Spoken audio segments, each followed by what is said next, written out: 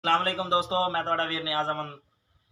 तुम वेख रहे हो मेरा यूट्यूब चैनल नियाज अमन 707। जी भाईजान माशाल्लाह असा इस ट्रैक्टर का पंप दोबारा सैट करवा के लिया दिता ले आंदा इनू फिट कर दिता। तो भाईजान अंसर भाई दे वड्डे भाई का शुक्रिया अदा करदा कि उन्होंने पंप करके दिता, माशाल्लाह फिट कर दिता, स्टार्ट किया, बड़ी प्यारी आवाज़ निकली है।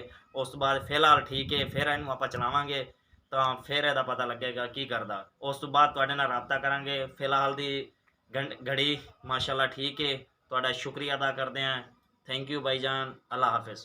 जी भाईजान पंप डीजल हो तो आ गया वापसी। ਆਪਾਂ ਲੈ ਆਏ ਨੇ ਚਿਸ਼ਤੀਆਂ ਦੇ ਵਿੱਚੋਂ। ਬੱਸ ਤੇ ਆਇਆ ਸੀਗਾ, ਕੱਲ ਨਹੀਂ ਹੋਇਆ। ਕੱਲ ਵਾਲੀ ਵੀਡੀਓ ਤੁਹਾਨੂੰ ਅਪਲੋਡ ਕਰ ਦਿੱਤੀ ਗਈ ਹੈ, ਤੁਸੀਂ ਵੇਖੋ। ਉਸ ਤੋਂ ਬਾਅਦ ਅੱਜ ਵਾਲੀ ਵੀਡੀਓ ਨਵੀਂ ਬਣ ਰਹੀ ਹੈ, ਕਿਉਂਕਿ ਕੱਲ ਅਸੀਂ ਮੋਟਰਸਾਈਕਲ ਤੇ ਵਾਪਸੀ ਆ ਗਏ ਸੀ, ਸਾਨੂੰ ਪੰਪ ਨਹੀਂ ਮਿਲਿਆ ਸੀ, ਸਾਡੇ ਰੂਟਰ ਦੇ ਵਿੱਚ ਮਸਲਾ ਸੀਗਾ, ਮੁਰੰਮਤ ਹੋਇਆ। ਉਸ ਤੋਂ ਬਾਅਦ ਪੰਪ ਅੱਜ ਪਹੁੰਚ ਗਿਆ।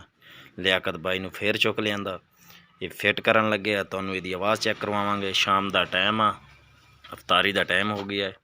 ਉਸ ਤੋਂ ਬਾਅਦ ਇਹਦੀ ਫਿਟਿੰਗ ਕਰਦੇ ਆ, ਸਟਾਰਟ ਕਰਾਂਗੇ, ਹਨੇਰਾ ਪੈ ਜਾਏਗਾ। ਉਸ ਤੋਂ ਬਾਅਦ ਇਹਨੂੰ ਚੈੱਕ ਕਰਾਂਗੇ ਕੀ ਕਰਦਾ, ਆਵਾਜ਼ਾਂ ਕਿੱਦਾਂ ਦੀਆਂ ਕੱਢਦਾ। ਸਾਰੀ ਤਫਸੀਲੀ ਵੀਡੀਓ ਤੁਹਾਡੇ ਨਾਲ ਸ਼ੇਅਰ ਕੀਤੀ ਜਾਏਗੀ। ਵੀਡੀਓ ਐਂਡ ਤੱਕ ਦੇਖਿਓ। ਵੀਡੀਓ ਦਾ ਮਜ਼ਾ ਆਇਆ ਤਾਂ ਕਮੈਂਟ 'ਚ ਆਪਣੀ ਰਾਏ ਦਾ ਇਜ਼ਹਾਰ ਜ਼ਰੂਰ ਕਰਿਓ।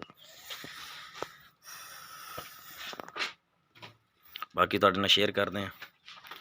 लियाकत सब पहुँच गए ने, छेनियाँ थोड़ियाँ लेते जी। मेरे दिल दे टोटे भाईजान आ गए ने, गेड़ा ला ते मैसी फरगोशन ते उन्हां दी लारी खराब हो गई सी। उस तो बाद डीजल लैबार्ट्रियां ने सानू ये दस्सिया जी डीजल फिल्टर जरूर चेंज करो। असां जांदे ही चेंज कर दिते ते फिल्टर बाई लियाकत बदलदा पिया जी। उस तो बाद ये डीजल टैंकी की टी जी वो भी चेंज कर लगे। चेंज करके फिर आप सलाम मारते हैं, चेक करियो। आ भाई सलीम आ जी, ये इसे ट्रैक्टर के पैलेट आ जी। ये पंप किहड़ी वजह तो खराब है वो भी मैं तुहानूं दस देना। ये जो एयर लॉक होंदा तो सुक्के नूं सलाम मारी रखते हैं, ओहदी वजह तो डीजल पंप का जिहड़ा रूटर आ वो रगड़ खा जाता। ते बाकी भाई होरी थोड़े चेक चुक नहीं करते, खुद भी मिस्त्री ने, मैं कहना कि माशाल्लाह। तो बाकी माशाल्लाह सेहत अच्छी है इन्हां दी, ते तवज्जो रखते हैं ट्रैक्टर ते। फिटिंग हो रही है जी, चेक करवाने तुहानूं।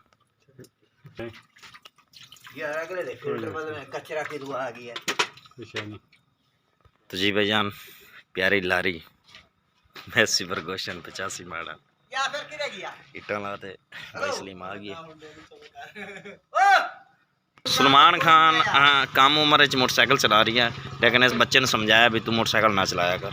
तो भाई ये पैंपर लजा रहे हैं, काफ़ी सर्विस बोतल भी है। आज रात में आप ला सन पैंपर जी। भाईजान आखते हैं इस टी दे विच जिहड़ा फिल्टर होंदा है वो फिल्टर लै जांदा उतों, इहदी वजह तो कचरा जांदा लिफ्टी ते लिफ्टी दे विचों क्रॉस होते अगा जांदा जी पंप दे विच, ओहदी वजह तो मसला बन सकदा पंप नूं।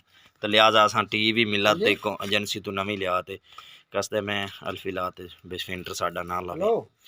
टी चेंज करदा भी लियाकत भाई। मैं भाई छड़ दे।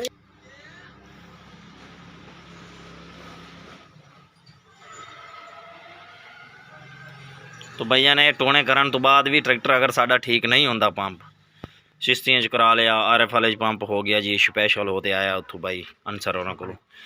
तो भाई जान फिर भी ये ठीक अगर नहीं होंदा तो फिर असी इस ट्रैक्टर तो रजे असी इनू सेल कर देंगे। फिर असी चौक वाले पंप च लेना जिहड़ा कामयाब भी है।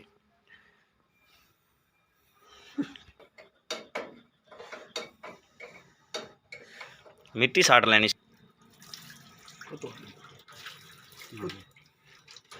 लो जी नवी टी फिट हो गई। भाई जान ऑपरेशन कर दिता, नवी टी ला दी। दुआ करो कि अल्लाह करम करे साडा ऑपरेशन कामयाब हो जाए। तो अल्लाह के फजल ते करम नाल आपां इहनूं मारदे हैं सलफ इंशाअल्लाह। वा फजल खुदा इंशाअल्लाह मज़ा करेगा। लारी चेक कर सकते हैं, वैसे नवी है, बस मेद का मसला बन गया इहदा। पंप ना खराब होंदा तो फिर ये भी इंसाना तरह मेदा ही है इहदा। अगर ये ठीक है तो सारा कुछ ठीक है, नहीं ठीक तो फिर उल्टी उल्टी।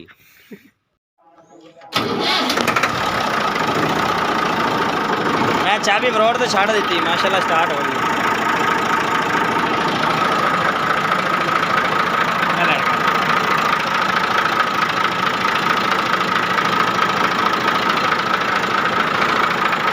मैं फिर होता ही हो गया, क्या हो गया निकाल दिया।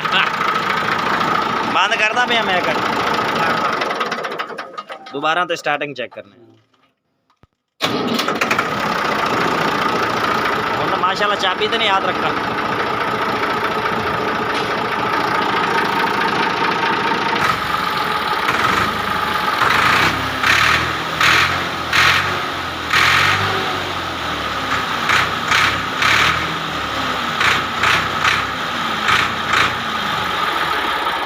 सही है अगे ना ज्यादा चाह सच बोल